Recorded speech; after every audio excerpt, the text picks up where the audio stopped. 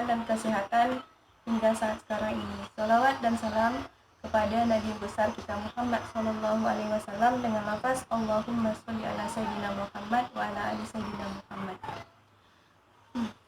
Yang terhormat dosen pengampu mata kuliah Bioteknologi Reproduksi, Dr. Yendraliza SPTMP, dan teman-teman seperjuangan yang saya sayangi.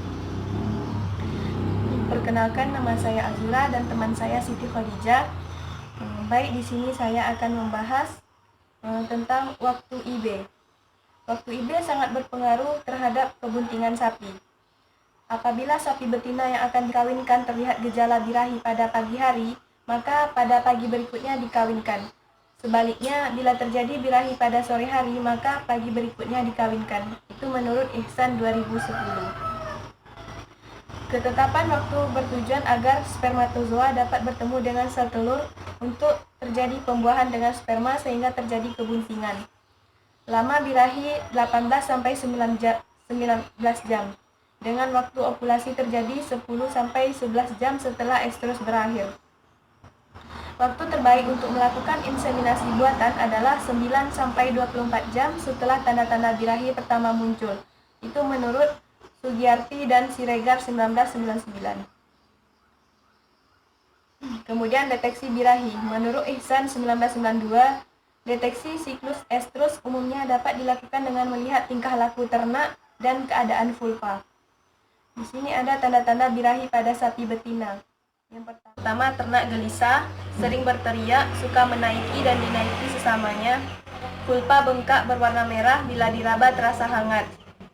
Kemudian dari vulva keluar lendir yang bening dan tidak berwarna. Nafsu makan berkurang. Dan dasar penetapan waktu IB.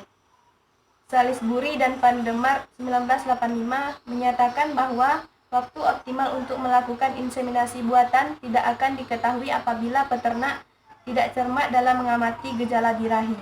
Oleh karena itu, keterampilan peternak dalam menunjang inseminasi buatan sangat dibutuhkan agar tercapai hasil yang baik. Kemudian, pertama kali terlihat tanda-tanda birahi misalnya pada pagi hari, harus diinseminasi pada hari yang sama. Akan dikatakan terlambat apabila pada hari berikutnya. Misalnya pertama kali terlihat tanda-tanda birahi pada sore hari, harus diinseminasi pada hari berikutnya, pagi dan paling lambat siang hari. Akan dikatakan terlambat apabila pada sore sesudah jam 3 besoknya. Kemudian disposisi semen. Disposisi semen juga berpengaruh terhadap keberhasilan semen. Semakin dalam penempatan semen di dalam organ reproduksi, maka peluang untuk terjadinya kebuntingan semakin tinggi. Akan tetapi harus diyakinkan bahwa ternak tersebut belum bunting. Posisi 4 yaitu penembakan semen pada cincin keempat serviks atau mulut uterus. Biasanya dilakukan dengan meraba serviks dan merasakan gun IB. Pada posisi 4+ yaitu penembakan semen pada badan uterus atau cornuurteria. Penentuan ini dapat dilakukan dengan palpasi rektal dengan merasakan gun IB telah melewati cincin keempat serviks saat penembakan semen. Kemudian metode tawing. Tawing dimaksudkan untuk mencairkan kembali semen beku dengan menggunakan media dan durasi tertentu sehingga dapat didisposisikan ke alat reproduksi betina. N. Hauptmann 2007 menyarankan untuk keperluan IB komersil pada sapi, sebaiknya tawing dilakukan pada air bersuhu 37 derajat Celcius selama 20 detik karena lebih praktis, serta semen beku tidak boleh ditawing di bawah suhu 15 derajat Celcius. Kemudian, langkah-langkah metode tawing. Yang pertama yaitu straw yang ditawing harus direndam dalam air. Yang kedua, buka tutup kontainer. Yang ketiga, pilih nomor kanister di mana straw yang diinginkan disimpan sesuai dengan catatan. Yang keempat, angkat kanister kira-kira 5-6 cm di atas leher kontainer, akan tetapi straw tetap pada batas leher kontainer. Yang kelima, tahan kanister beberapa saat sementara diambil straw yang diinginkan dengan menggunakan pinset. Yang keenam, kembalikan kanister ke dalam N2 cair. Yang ketujuh, goyangkan straw beberapa saat 3 atau 4 kali untuk mengurangi pengaruh N2 cair dan masukkan ke dalam air dengan suhu 37 derajat Celcius dan diamkan selama 7-18 detik. Yang kedelapan, masukkan straw yang sudah ditawing ke dalam inseminasi gun. Yang kesembilan, gunakan semen dalam waktu 20 menit dan tidak boleh dikembalikan lagi ke N2 cair. Untuk materi yang selanjutnya akan dijelaskan oleh teman saya, Siti Khadijah.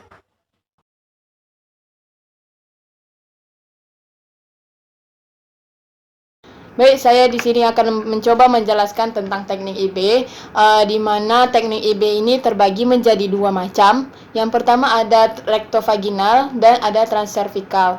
Di mana rektovaginal ini dia digunakan pada ternak ruminansia yang berukuran besar, seperti kuda, kerbau, dan sapi. Seperti yang kita ketahui bahwa yang sering dilakukan itu pada ternak sapi. Pada teknik rektovaginal ini, dia tangan dimasukkan ke bagian rektum sampai kita menemukan bagian serviks. Kemudian kita pegang, tapi tidak boleh terlalu keras. Kemudian insemination gun itu kita masukkan melalui vulva dan sampai ke bagian serviks. Di situ kita menyemprotkan insemination gun yang berisi semen yang sudah cair tadi, atau bisa juga dimasukkan sampai ke bagian uterusnya. Kemudian ada metode transservikal, di mana metode transservikal ini digunakan pada ternak ruminansia yang berukuran lebih kecil, seperti kambing, domba. Kemudian pada babi juga menggunakan metode transservikal ini. Nah, pada kambing atau domba itu dia menggunakan spikulum untuk melihat posisi serviks di bagian mana. Kemudian insemination gun itu dimasukkan sehingga sampai mencapai serviks, baru disemprotkan semen tadi. Pada babi itu dia menggunakan kateter dan dimasukkan ke dalam hingga masuk ke dalam uterus, baru disemprotkan. Kemudian ada recording. Recording seperti yang kita tahu bahwa recording ini adalah pencatatan dan sangat penting dilakukan oleh para peternak. Karena apa? Karena kita dapat mengetahui bagaimana kondisi dari ternak tersebut, apakah dia sudah cukup umur untuk diinseminasi atau belum. Dan banyak kegunaan recording yang lainnya. Kemudian ada sistem pelayanan IB. Sistem pelayanan IB ini yang pertama itu peternak itu mengajukan permohonan pelayanan IB kepada petugas IB. Kemudian petugas inseminator juga melakukan persiapan.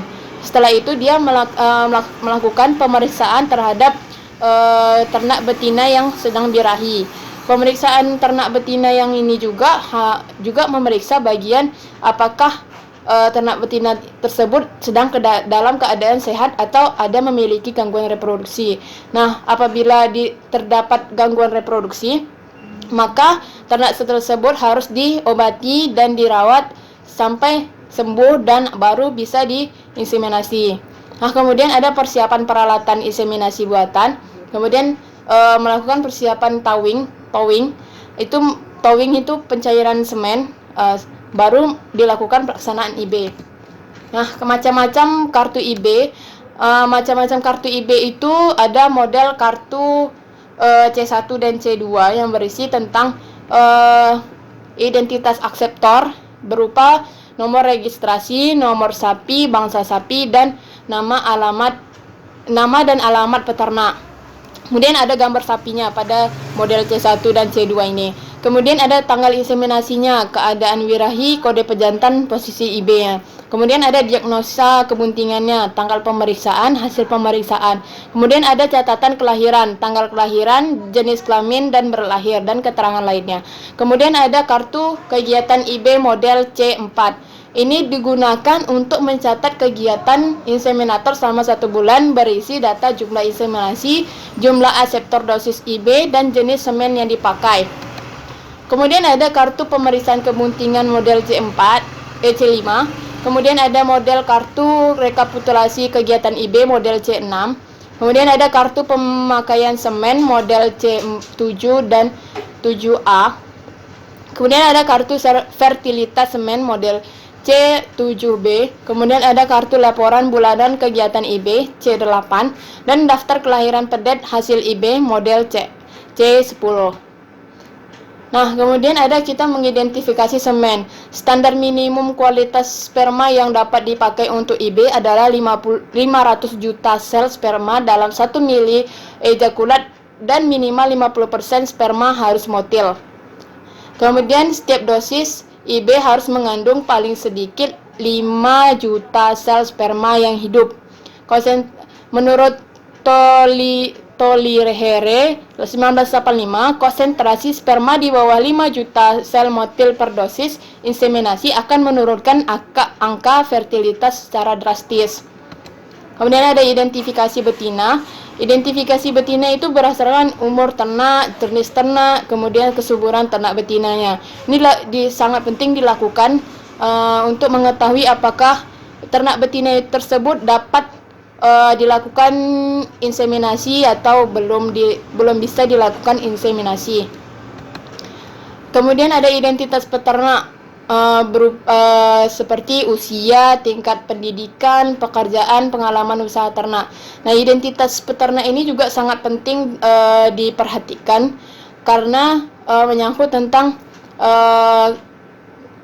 siklus birahi sapi kan harus diketahui oleh para peternak itu agar para peternak itu dapat menghubungi inseminator agar dapat melakukan program IB tersebut.